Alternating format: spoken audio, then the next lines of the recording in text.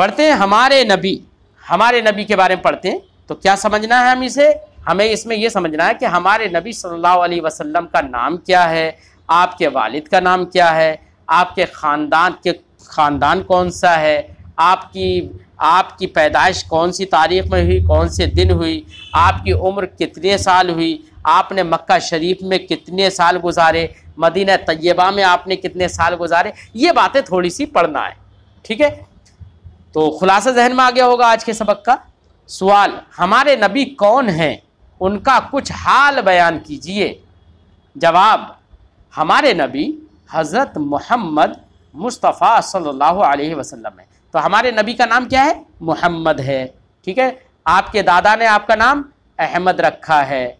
ठीक है, जो बरोज़ दोशंबा 12 रबीउल अव्वल शरीफ मुताबिक 20 अप्रैल 571 ईस्वी में मक्का शरीफ में पैदा हुए। तो बेटा हमारे नबी सल्लल्लाहु अलैहि वसल्लम किस दिन पैदा हुए? दोशंबा पीर को कहते हैं बेटा, फारसी ज़बान में दोशंबा किसे कहते हैं? पीर को। ठीक है, तो पीर के दिन हमारे नबी पैदा हुए। और तारीख कौन सी थी? तो चांद की तारीख 12 रबीउल अव्वल शरीफ थी, है ना। और अंग्रेज़ी तारीख कौन सी थी? 20 अप्रैल। अंग्रेज़ी तारीख कितनी थी? 20 अप्रैल 571 ईस्वी। अब तो कितनी चल रही है? 2023 ईस्वी चल रही है ना, 2023। और अब 2023 से 571 को अगर आप माइनस कर दो तो कितने साल कितने साल गुजर गए? ध्यान लगा लेना, ठीक है ना। 571 ईस्वी में, 571 ईस्वी का मतलब बेटा ये होता है, हमारे नबी सल्लल्लाहु अलैहि वसल्लम से पहले जो नबी थे वो हज़रत ईसा अलैहिस्सलाम थे। तो हज़रत ईसा अलैहिस्सलातु वस्सलाम के ज़माने से ईसाइयों ने ईसवी का दौर शुरू किया था, यानी तब से ईसवी का दौर है। तो हज़रत ईसा अलैहिस्सलातु वस्सलाम के बाद नबी करीम सल्लल्लाहु अलैहि वसल्लम की जो पैदाइश हुई है वो 571 ईस्वी में हुई है, यानी हज़रत ईसा अलैहिस्सलातु वस्सलाम के 571 साल के बाद सरकार दो आलम सल्लल्लाहु अलैहि वसल्लम की पैदाइश हुई है। ये मतलब होता है इसका। तो 20 अप्रैल 571 ईस्वी में हमारे नबी सल्लल्लाहु अलैहि वसल्लम मक्का शरीफ में पैदा हुए। उनके वालिद का नाम हज़रत अब्दुल्ला है। हमारे नबी सल्लल्लाहु अलैहि वसल्लम के वालिद का नाम हज़रत अब्दुल्ला है और वालिदा का नाम हज़रत आमिना है रज़ियल्लाहु ताला अन्हा। आपकी ज़ाहिरी ज़िंदगी 63 बरस की हुई। हमारे नबी सल्लल्लाहु अलैहि वसल्लम की ज़ाहिरी ज़िंदगी 63 बरस की हुई। चूँकि हमारे नबी सल्लल्लाहु अलैहि वसल्लम ऐसे तमाम नबी अपने ज़ाहिरी ज़िंदगी के बाद भी ज़िंदा हैं, क्योंकि हदीस पाक में है इन्नल्लाह हर्रमा अलल अर्द अन ताकुल अजसादल अंबिया। तो हदीस पाक में है कि अल्लाह ने ज़मीन पर हराम फरमा दिया है कि वो अंबिया के जिस्मों को खाए। और अगले है हदीस पाक में कि अल्लाह के जो नबी हैं वो अपनी क़ब्रों में भी ज़िंदा हैं, वो नमाज़ें भी पढ़ते हैं अपनी क़ब्रों में, ठीक है ना।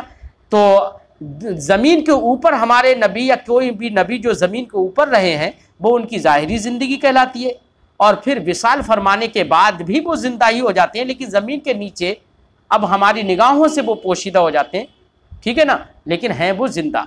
तो हमारे नबी सल्लल्लाहु अलैहि वसल्लम तो तमाम अंबिया अलैहिमुस्सलाम ज़िंदा हैं। हाँ, कुछ लोग ये समझते हैं, ये कहते हैं कि माज़अल्लाह अल्लाह के नबी सल्लल्लाहु अलैहि वसल्लम मरकर मिट्टी में मिल गए।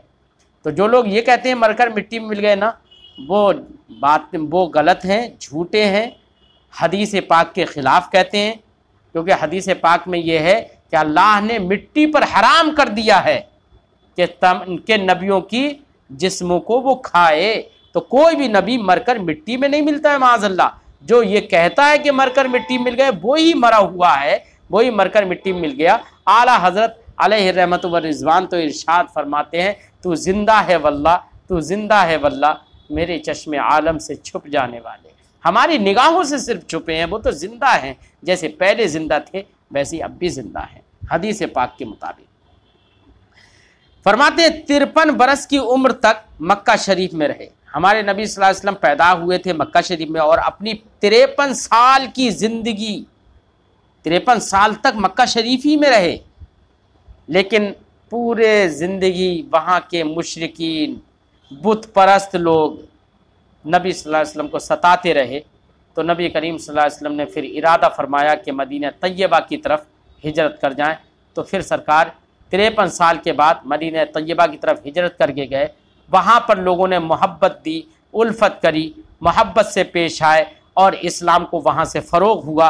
तो सरकार दो आलम सल्लल्लाहु अलैहि वसल्लम ने 10 साल मदीना तैयबा में अपनी ज़िंदगी गुजारी। उन्हीं 10 साल में इस्लाम को बहुत फ़रोग़ हुआ अल्हम्दुलिल्लाह।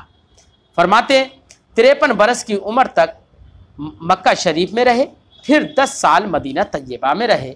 12 रबीउल अव्वल शरीफ 11 हिजरी सरकार ने जो मक्का शरीफ से मदीना तैयबा की तरफ जो सरकार तशरीफ़ ले गए थे ना, उसी को कहते हैं तशरीफ़ ले जाने को हिजरत करना।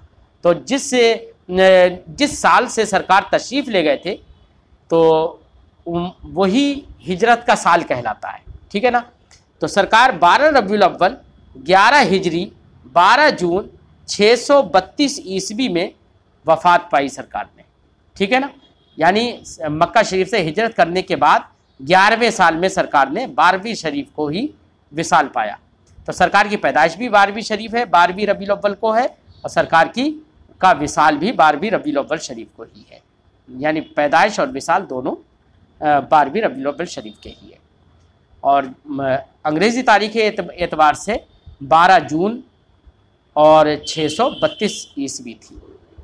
आपका मज़ार मुबारक मदीना शरीफ में है, जो मक्का शरीफ से तकरीबन 200 मील यानी 320 किलोमीटर दूर है। दूर का मतलब, जब हम यहाँ पर ना मक्का शरीफ की तरफ, काबा शरीफ की तरफ मुँह करके नमाज़ पढ़ते हैं ना, तो हमारा सीधा हाथ जिस तरफ होता है, जिसको हम उत्तर कहते हैं, तो काबा शरीफ से मदीना शरीफ बिल्कुल उत्तर की तरफ 320 किलोमीटर दूर है, ठीक है बेटा। तो इसको आप नकल करेंगे, ठीक है। हमारे नबी सल्लल्लाहु अलैहि वसल्लम का नाम क्या था, हमारे नबी के वालिद का नाम क्या था, वालिदा का नाम क्या था, ये सब जहन में रखना है बेटा, याद रखना है जहन में, ठीक है। हमारे नबी सल्लल्लाहु अलैहि वसल्लम कौन सी तारीख़ में पैदा हुए, कौन से दिन पैदा हुए, ठीक है। हमारे नबी सल्लल्लाहु अलैहि वसल्लम की कुल उम्र कितनी हुई, 63 साल हुई। उसमें से मक्का शरीफ में कितने साल रहे, 53 साल रहे। मदीना तैयबा में कितने साल रहे, 10 साल रहे। तो ये सब बातें आपको कॉमन बातें हैं, आम बातें हैं, जो हर मुसलमान को मालूम होना चाहिए, आपको भी याद रखना चाहिए।